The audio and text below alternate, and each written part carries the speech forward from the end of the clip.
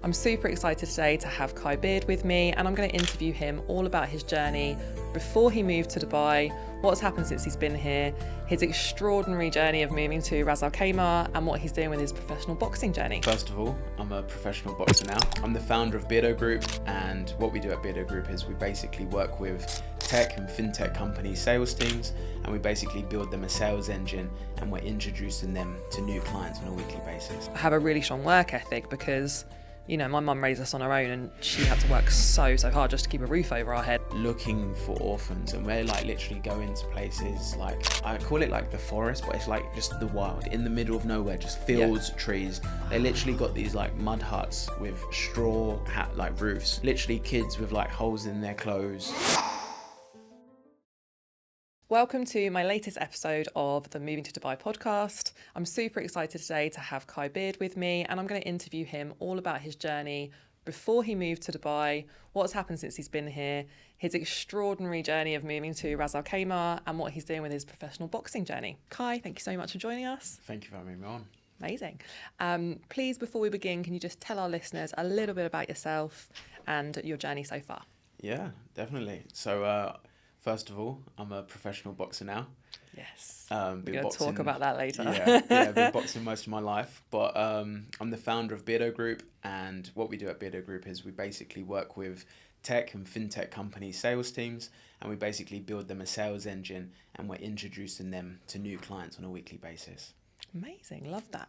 So before we get into the fact you have now moved to Dubai, well, Dubai originally, before we even get into that, let's go back a little bit. Okay. So before Dubai, can you tell everyone a little bit about your journey in terms of professionally speaking, kind of, and then eventually what led you to come in this way? Yeah, so this is really funny because like my journey is like nowhere near like a lot of others. Like a lot of people go through like the corporate ladder. Yeah.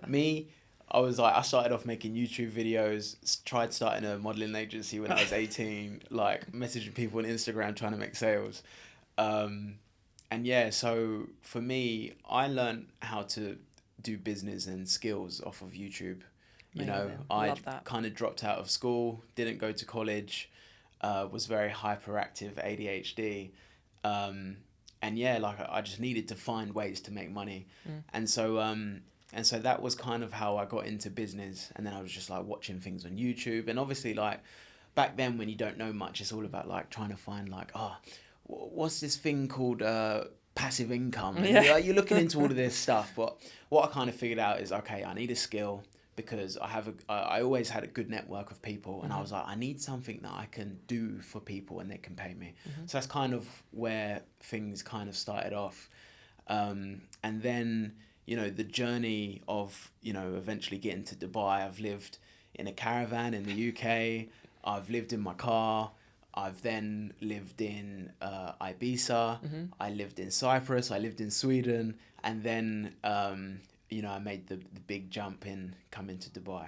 Amazing. What a journey. Love that. We'll definitely delve into some of those bits. So I knew you'd lived in Sweden. I didn't know about the other places. Yeah. Why Dubai? All right, so basically, very simply, someone, his name was Daniel Greta. He has a recruitment company in Sweden. Shout out to Daniel. Yeah. And so basically, hi Daniel. And so he basically was like, oh, bro, like Dubai's for you. It's business events every day. Everyone there's a business owner. Like there's so much opportunity, blah, blah, blah. And literally just off the back of that one conversation, I was like, all right, cool, Dubai it is. Boom, done. Literally, and just watched a few YouTube videos. I'd never been to Dubai before I came to Dubai. Wow. And so I was like, my visa was running out. We can edit this out. I didn't even have a visa. I just stayed over my 90 days by like a year. Anyway, we'll edit that part out. And then, I had to move out of the house that I was staying in Sweden. And I was like, okay, like I need somewhere to go. Was with my girlfriend at the time, and I was like, right, where is the best place for us to go? And as an upcoming, you know, entrepreneur, business person, I was kind of looking at where to go, where's kind of the safest place, where do I think I could, you know, have the best chance in becoming a successful entrepreneur. And Dubai just seemed like, you know, no-brainer. Yeah, for sure. And I would definitely agree with how I feel about Dubai is definitely like that. Did it live up to expectations? I know you've only been, when did you actually move here? I moved here I know you haven't been here that long. June 2024. Okay, yeah, so About coming up to a year and a half, yeah. So has it lived up to expectations, and can you explain a little bit about why you're now out in the mountains? Yeah, so has it lived up to expectations? Yes, but there's also been like a side dish of maybe some more negative stuff that I didn't kind of foresee coming here, but then once you're here it kind of makes sense. So yeah, it lives up to the expectations, lots of opportunity, lots of business events, but there's also a lot of shit here as well that you need to filter through. But yeah, no, so it does live up to the expectations. There's a lot of opportunity, there's a lot of events. It's an amazing way of living. But then also, like, Dubai is also a weird kind of market where I've had like a few negative experiences here. And that's going to happen anywhere. Yeah. Maybe it's just that I've just had my negative experiences here. Yes. And so I'm kind of like, oh, maybe it's Dubai, but maybe it just happens anywhere. Yeah. And yeah, so yeah, it lived up to my expectations. And so going on to the next question, why did I move to the mountains? Yeah. So... Because I just saw on social media, it was like, I'm moving to Iraq. I'm going to live in the mountains. I was like, why? What are you doing? What's happening? Yeah, so I've boxed since I was about 14. I had my last amateur fight about 3 years ago. And I never really had like a stable home life. So I had spells of boxing. Like I would rent somewhere for X amount of time. I would train, I would box. And then I would be like, all right, I'm off traveling and building my business and whatever. But now, since I came to Dubai, it's the most stable my life's ever been. Great. And, you know, straight away, it's like that, for me, it's just boxing. Like, that's where it's just in me to do that because I love it so much. And so I've always wanted to turn professional. It's been a massive dream of mine. And I just basically was like, I'm going to do it. And so I went to Russell Khaimah. I'm literally right next to the mountain as well. Yeah, like, it looks amazing. Right it's next so to it. Beautiful. And yeah, I went there for a training camp. And basically I'm just using it as a period of time to kind of get on top of my life. I've like cut out all my expenses like massively, just so I can just fully focus, no financial pressure, focus on my business, focus on training, and just lock in basically. Love that. That's amazing. And I look forward to seeing your journey and you going pro. So great. So, okay, now you're in Ras Al Khaimah. So what about Beardo Group then? Can we talk a little bit about that? So you said that was something that you started way before you moved to Dubai? Yeah. Okay, so tell us about Beardo Group. Tell us a bit more. You touched on it, but tell us a bit more about what it does. I know, like, because you and I met for coffee, like, was it this year or last year we met for coffee? I can't remember. I'm losing track of time. It was early this year. Early this year, right, fine. So, because we met... I had a massive beard then. That's what I remember. Okay, I don't remember that, but sure. I'll check back on the photos. Because we were introduced via a mutual friend, Eamon. Yeah, shout out Eamon. Yeah. he'll be expecting that as well. Yeah. And we were talking then about kind of what you did sales-wise and events-wise. And like, I've run a few events in Dubai and I know you've done some stuff as well. Yeah. And I guess I wasn't 100% sure is that part of Beardo Group or is it something different that you're doing? So yeah, just explain to us kind of how it works. All right. So I'll go into Beardo Group, but first of all, the events. So I do throw events sporadic when I feel like it. I'm like, I'm going to throw an event. And that's literally just to get attention. Yes. Because when you post events on LinkedIn, it gets a lot of traction. They're like my highest engaged posts. Yeah, people love it. Yeah, they love an event. I just figured that out. I was like, okay, that gets eyeballs. I used it as a bit of lead gen. And I used it just as like to get me out there. And I kind of feel like when people know that you throw events, it kind of positions you as like kind of like an authority figure. It does. And so like I've thrown events in the UK, in Sweden, and I know it builds this community around you. And after every event, I felt like powered up. I felt like momentum, you know, and that's kind of where the events came from. And so it actually had nothing to do with Beardo Group. I weren't really making money from my own networking events. But actually what came after that was a service that I've done a few times where it's called a Do For You event. Where I basically flew to different countries. I got like 90 decision makers in a room for my client. And then I basically pitched them my client services, and then we got on the spot signups. Wow. So just on the back of networking events, I just pitched to my client. I was like, look, I have an idea, because they had salespeople go into a conference in Poland. I was like, look, why don't we do this? I can go there, I'll network at the conference. And then I made like this huge group chat, and then I made like this thing so people had to go through, submit all their data, then they entered the group chat, and then that's where the details for the event would be. But yeah, anyway, so leading on to Beardo Group. Yes. So Beardo Group actually started off as Beardo Media, which actually started out me editing YouTubers' videos, right? This was like my entry to any kind of freelance work, because as I said, I started doing YouTube. I learned how to edit because an editor told me. I said, how much to edit my video? He said £75. I was like, what? Nah, that's I'll do it myself. Yeah, I'll learn myself. So I learned myself anyway. Bigger it's a great YouTubers, skill to have, by the way. It is really very, great skill very to have. Useful. Yeah. Bigger YouTubers would then start to message me saying, oh, like, I've seen your videos, like, they're really good. They are good. Your videos are good, because I said that to you, didn't I? Because that's how I kind of saw about you, because I was like, these videos are good. I was like, I want my videos to look like this. Yeah, they're really good. Thank you.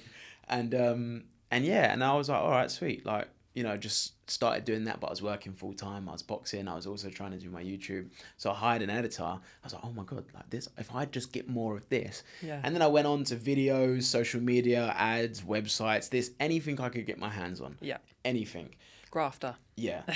Then I moved to Sweden. So obviously I'd gone to Ibiza. I was working with like a lot of companies there. Went to Cyprus doing the same thing. And then I went to Ibiza. But I was always still kind of like freelance videographer, so that was my bread and butter. When I went to Sweden, I had no work at all. Obviously went there for a girl, whatever. Obviously. Why else would you move to Sweden, right? And I've heard it's very lovely. Very. And so when I went to Sweden, that was the first time I went fully remote. I managed to pick up like a few like odd jobs online, not jobs, but like contracts. Like I was doing some editing for a short movie, running ads, a little bit of this, a little bit of that, and it was so difficult because I had no videography work. I still had my social media clients here and there that I still had content I was churning out for, but I was like, I need to find work. So I met this guy a few months back in England at a networking event who said he did lead gen. And then anyway, I paid him to do lead gen for me. He was absolutely rubbish. And I was like, mate, you told me I was going to have meetings. You told me I was going to have this with people. Or literally, I'm paying you. I've got nothing. And then he started like making excuses. And then he started complaining about his mental health. I was like, oh, mate, you're getting on my nerves. You need to go. Anyway, I figured out how he was doing it.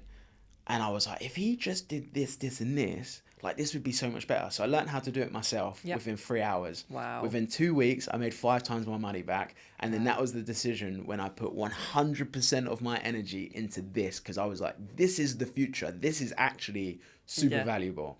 So I went from Beardo Media, which was my social media marketing company, to then I made Beardo Group. And the reason why I called it Group is because I eventually in the future want to move it into a holding company. That's Beardo Media, Beardo Boats. I want to have like lots of different companies. Anyway, I'm thinking further down the line. But anyway, so I called it. But you have to start with the end in mind. Like you have to, don't you? Yeah. And so I called it Beardo Group, and I went all in with the lead gen. Then it went to lead gen and pre-sales. Now it's just pre-sales. And then I learned about like all this AI automation. I learned about go-to-market engineering strategies, and now I'm like building these huge sales engines for my clients where we have like all sorts of outbound, and we bring them through a whole sales system. And I basically just learnt it all myself online. And made enough money, moved to Dubai, and here we are. Yeah, that's incredible though. And like I love that so much because it's so entrepreneurial, and it just shows that so much is possible if you're willing to put the work in. Like I always say, like I have a really strong work ethic because my mum raised us on her own, and she had to work so hard just to keep a roof over our head. Like that was, we didn't have luxuries or anything. Like she just had to put food on the table, and I saw how hard she worked. So I just knew that like you have to work hard if you want to achieve anything, and if you put your mind to it, you really, really can. So 100%. I love that story. I love that. Okay, so let's just go back to Dubai then. So what would you say is a misconception that people have about, let's say, the UAE, because obviously you're in Ras Al Khaimah now, but like, what would you say? Yeah, because I think obviously we help people move to Dubai, business owners all the time, and I get kind of asked a lot of questions about like, oh, is it like this and is it like that? So what would you say is a misconception? first of all, is that everyone's rich. That's like that's the first misconception. Because before Dubai, I thought I was going to be like, oh my God. Like, Nah. No. First thing you understand is that you actually meet more people who are on the same level trying to build, which is actually a really great thing. It is a great thing. It's like you're in this together sort of thing. And there's so many touch points where you can relate with people. Yeah. And I've made some of my best friends here in Dubai. Now, I've lived in quite a few different places, right? And Dubai has been the place where I've felt the most understood, and I felt the most kind of like community spirit. I can actually reach out to people. I can do things with people. People actually want to be friends here, right? Yeah. Where a lot of the other places I've lived in, there's always been like maybe a mismatch in work ethic or a mismatch in values or morals or whatever. Yeah. So first misconception is everyone's rich. Really not. Actually, more people are struggling here than what you realize. But that's only because it's an environment that's very high demanding. For example, like every year you've got to renew your business license. Every 2 years you've got to renew your visa unless you have a golden visa.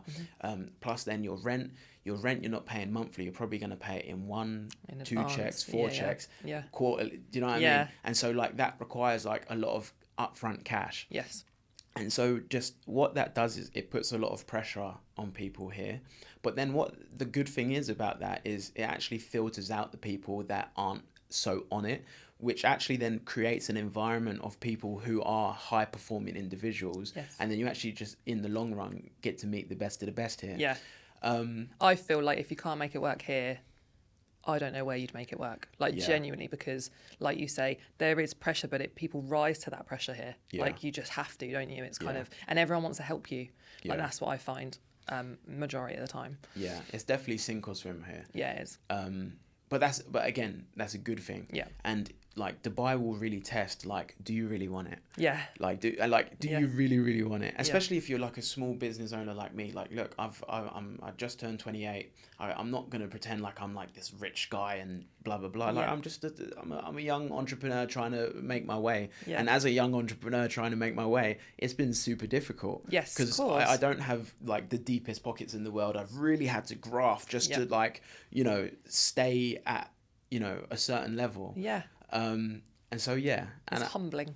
100%, that for sure. It is humbling. So, go on. Yeah, and I think another misconception, so I hear a lot of people like say like, like women's rights and this and that and blah, blah, blah. And I'm like, first of all, women are this is probably the place where women are probably treated the best in the world. Yep. So respectful. You can literally eat out for free. If there's like this app that you can get for like if you're a woman and they let you eat in their restaurant for free. You get treated very well. People just want to help you. Yes. And that's how it is. And like you don't have to like cover up and be obviously dress respectful, but like you don't have to restrict yourself. There's no kind of like oppression. No, I don't think. Yeah. We were talking about this when I did the podcast with Nuna, and she said the exact same, that very empowered here. And it's what I love about it is if you want to cover yourself up, wear the hijab and cover your hair and everything, like you're treated really respectfully. If you choose not to do that, and maybe you might have a miniskirt on or something like that, like you're still treated ultra respectfully. You don't have to conform. You have to meet the laws and obviously the rules of Dubai and the UAE, but you don't have to dress a certain way or cover yourself up, for example, or wear the hijab or whatever, or cover your hair. You don't have to do that. If you choose not to, you're still really welcomed. You're still treated respectfully. So it's nice to feel that like you have a choice. Yeah. And as a woman, I can vouch that 100%. Like I feel the safest here. I feel the most empowered here.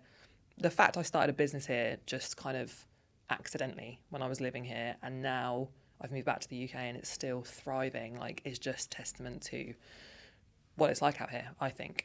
No, that's great. There's some really good misconceptions. So what one piece of advice would you give to an aspiring entrepreneur that is moving to Dubai? They've booked their ticket, they're coming here and they're like, I'm going to make it work, I'm going to start a business. What would you say? Okay, it depends what kind of like bracket this entrepreneur is in.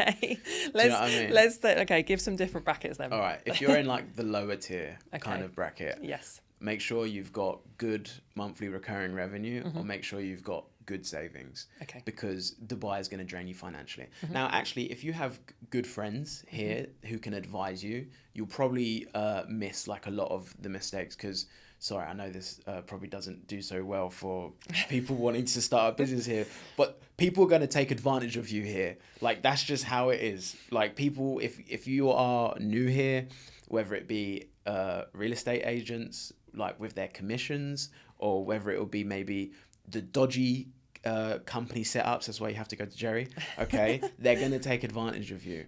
And that basically is just financially draining. And that's what happened to me. Right. And I'm lucky that I had very strong monthly recurring revenue. Yeah. And I was like, because I didn't have that much savings, but I'm lucky that I had the recurring revenue to get me through. Yeah. And then I was sensible. so stressed. And I was like, oh my God, thank God I've got these really strong clients. And they're still with me today. Yeah. And like, so yeah, that would be my advice if you're in the lower tier. It's like, make sure you've got like, so either savings or make sure you've got strong monthly recurring revenue.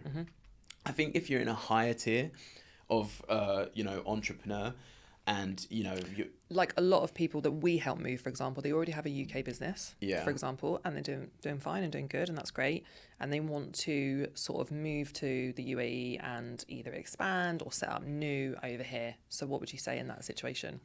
So these guys are fairly successful, right? Yeah, sure, but know nothing about this region, don't know anyone out here, not connected, like they're just starting afresh. I think if you've got the resources, come here beforehand. Spend time here, make friends here. I think here it's really about your network. It's about building relationships with people. And it's not like relationships actually take some time to build. Like you have to do things with people, do activities, go for dinner, go like maybe play paddle and actually get to know people. And that's really how you build relationships here. I think it's then also understanding like, can you run your business from here? Like, is it actually going to work? And then also it depends like, where are your clients? Because if your clients are in America, for example, and you come here to Dubai and you're still someone that has to speak to your clients in America, the chances are you're going to be working until like 1 a.m. And then you're not going to start work until maybe 11 a.m. So these are like things to bear in mind. But I think if you're like a slightly more successful entrepreneur, I think the hurdles are slightly less. I think it's more about just making sure that you're meeting the right people, and that, you're able to run your business here and it's not going to be too much of a problem or a hindrance. Is that the right word? Yeah. For your lifestyle. Yeah, definitely. Okay, so I want to touch on that then, because I have a really strong network in the UK and didn't have a really much of a network at all when I moved here. And I found that it was because of that I was able to start a business. Because people ask me all the time if they can start a business here whilst living in the UK and just set it up. And I kind of am of the opinion that probably won't work. I think that the only reason I was able to set up out here, and it was somewhat successful, I guess, is because I was on the ground meeting people. It's a very face-to-face environment, I feel, like not so much like the UK. I feel like the UK is a bit more Teams and Zoom, and we haven't really recovered from COVID, whereas Dubai, I found, it's all about the coffees and the lunches and the helping people and that kind of thing. So would you agree with that? Would you say that it would be difficult to start a business here if you weren't living here now that you've kind of been through it? Or do you think that actually you could still do it network-wise? I think it depends. So it depends on the nature of your business 100%, because luckily for me, most of my clients are in the CIS region or they're in Europe. I get all my clients online. Now I do have some clients here. They also came online originally. I'm personally not a fan of meeting people for coffees and going for dinners. And as soon as someone asks me, I'm like always trying to push them onto a Zoom call because I'm like, it's just going to waste my time. So I should feel privileged then that you came and met me for coffee. Well, yeah, but you're Jeri, so it's a bit different. Do you know what I mean? But yeah, I'm always trying to push people onto a Zoom call because I'm like, I'm going to have to, get ready. That's 30 minutes. I'm going to drive there 45 minutes. Then I'm going to sit down. Then we're going to talk. That could be like an hour. If we have a good conversation, 2 hours. Then I'm going to have to drive back. And then next thing I know, I'm behind on work. And then I still got to try. I'm like, it's long, bro. It's long. Just here's my Calendly. Do you know what I mean? Cool, So, but look, it can work both ways here. People will try to meet you more in person because that's the environment here. And I think so to answer your question, can you have a business in Dubai and not have to be on the ground. Yes, if your business is more online, but if, for example, you're doing maybe more what you're doing, I don't know if you can just meet people, because your business is big tickets, right? So it's like people actually want to meet you. They want to have more deeper conversations, understand who you are. With me, people pay me like max couple grand a month, and then it's like we're doing like a pretty online. It's an online service. It's an online service, so of course. It makes sense. Yeah. And it's not a huge ticket. Yeah. So I think it really is dependent on what your business does, what you do, what's your position in the business, et cetera, et cetera. Yeah, I do totally understand what you're saying, actually. And that's really interesting point of view. I think we do some high ticket stuff. We do some low ticket stuff as well, whether it's accounts like monthly recurring revenue. But I suppose for me, it was very much because I was physically here and I met people, and I guess I kind of fell into that. And then now I've moved back to the UK and I'm not physically here. The Dubai business is growing quicker than my UK business is growing. And I'm not even here, but it's because... I know, but you do have 100k on LinkedIn. Okay. 90k. 90k. Yeah, that is a lot to do with it, to be fair.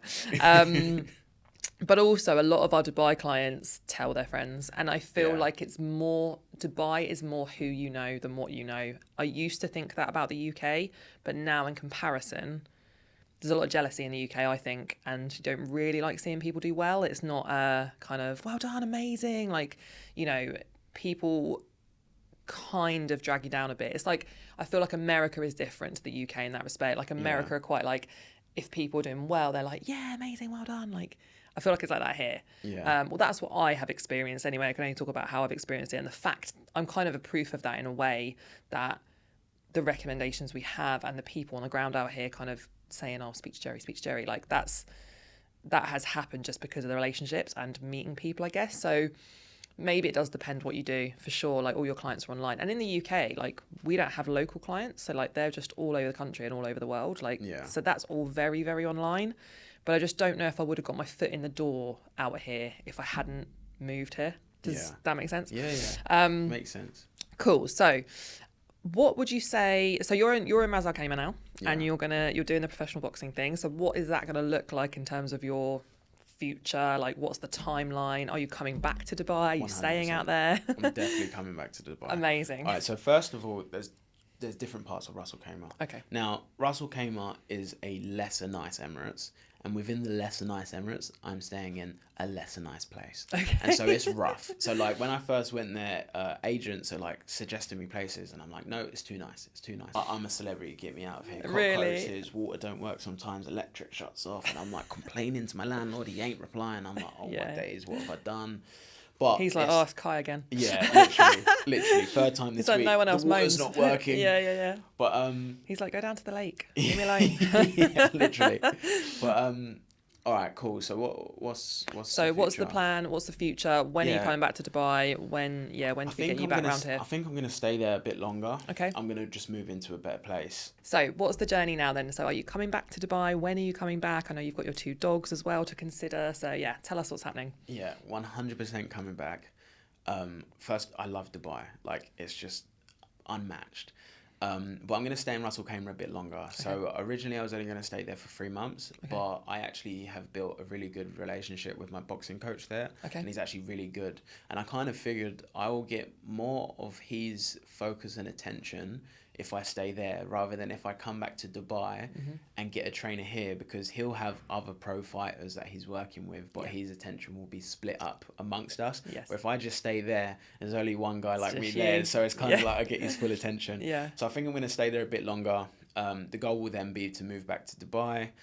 And yeah, in terms of like Beardo Group, so it's now just a balancing act because I'm having to train so much. It's more like, to be honest, the only thing that is sacrificed is my social life. Right. Because I still run my business the same. Yeah. I'm currently trying to hire someone to step into my role to handle all operations. Yeah. So I can go more into a sales and marketing role, because I feel like that's where my strengths are. Definitely. And then, yeah, it's just about training, I'm going to have my first few boxing fights there. My first one should be in December or January. Wow. I have to lose 17.5 kg, by the way. Wow. By December or January. Yeah, okay. So it's like 2 kg a week. Good luck. Yeah, don't move back to Dubai because that won't happen. Food's too good. Yeah, literally. And so yeah, that's the plan. And like I've got plans with Beardo Group as well. I want to eventually turn us into a fully outsourced sales team. So say for example, if you don't want to hire salespeople full time and you want a fractional salesperson, yep, and you still want the same results, if not better, then you'll be able to come to us and get that. Great, love that.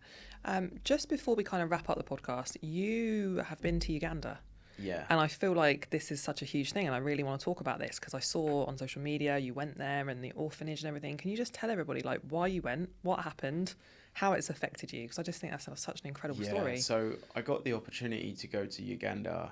It was actually for a mutual friend so a friend of mine put me in touch with his friend, and he was basically looking for a team to bring out to Uganda. So we went out there and basically opening the orphanage, and we was literally driving around in a car looking for orphans, and we're like literally going to places like, I call it like the forest, but it's like just the wild, in the middle of nowhere, just fields, trees. Wow. They literally got these like mud huts with straw like roofs, literally kids with like holes in their clothes, like nothing, barefoot, like barely any food, barely any clean water. And we're literally just we're with someone from Uganda that's translating it. We're saying any orphans, and literally like they'll just say, oh yeah, these two are orphans. We'll say what happened to their parents, and they'll be like, oh, they just left them. And so we're literally picking up the kids, putting them in the back of the car, driving them to sign them up to the orphanage. And then and to be honest, like it was actually super humbling. It changed me a lot. Yeah, I can imagine. Because I can only imagine. It was tough. Like emotionally, it was very tough. Oh, and like it's crazy.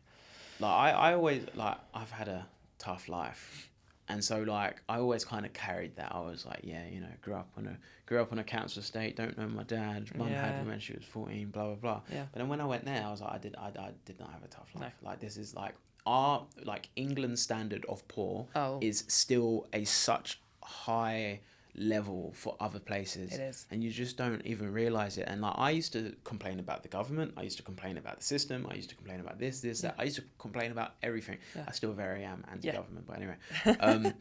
But the point is like I don't moan anymore, because I'm like, even though they're low paying jobs, they give you a low paying job. Yeah. You're still able to eat. You still got a house over your head. Yeah. You still got food in your stomach. They give you, if you're a lady or if you're a mum, they will give you a home to live in. Yeah. They will give you these things. They'll give you benefits. And we don't realize how lucky we are. No. And I grew up living, like my mum lived on benefits for the first half of my life. Yeah. And without that, like, imagine if I happened to have just been born in Africa. I know. I would be hungry. I would have nothing. I would literally no help. And it's not because I don't know their government setup. I don't know, but we're just so lucky. And so coming back, I had like a greater perspective, and I was like, okay, there's more purpose in what I'm doing now, because not only do I want to be successful and live a good life, but I also want to use whatever I accumulate to help people. Because when I was there, like, it's like nothing else matters. Like, you are helping this person right now, and you're so invested in it, and you're like, oh my God, I can't believe I was moaning about this or moaning about that or whatever. And just, it was a life-changing experience. I think everyone needs to do it. Yeah, honestly, like, I mean, I was watching your stories and I was like, I just can't believe it. And you're right, like, we were born in a first world country. So even the worst situations in the UK are nowhere near as bad as some third world countries and what they go through. And I think it's having that awareness. Like, it's so easy to moan, and I have to check myself sometimes, because I have to stop myself being this, like, I'm a single parent family, and like we were really poor when I was growing up, and because I'm like, that level of poor, like you say, still up here. Yeah. Do you know what I mean? I still got to go to school every day. I still got fed every day and had clothes to wear and stuff. So I just happened to be born in the UK. Yeah.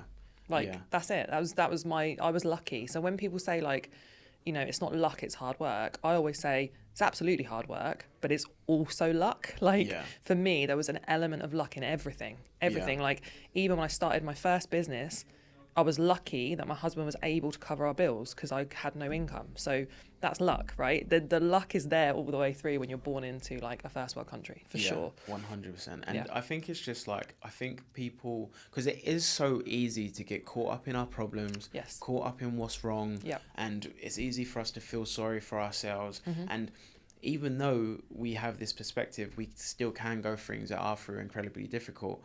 But I think that we just need to be more appreciative as people, because I think when you really do understand the other levels that are out there, like, it just gives you perspective. And I think just everyone can be a bit more appreciative, a bit more appreciative of what we have. I just think, you know, it would just be better for everyone. I totally agree. No, that's great. Thank you for sharing that with us and with our listeners. So before we wrap up, we're going to do just a quick fire round, just some fun questions. First answer that pops in your head: beach or pool? Beach. Cats or dogs? Dogs. Going out socialising or staying at home?